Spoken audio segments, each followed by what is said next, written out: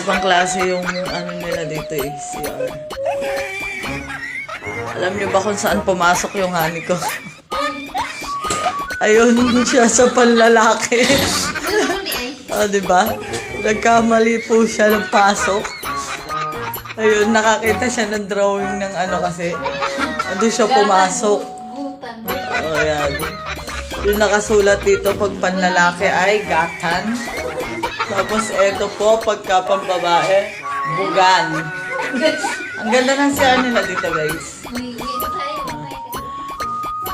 Uwi na kami, guys. See you next our video.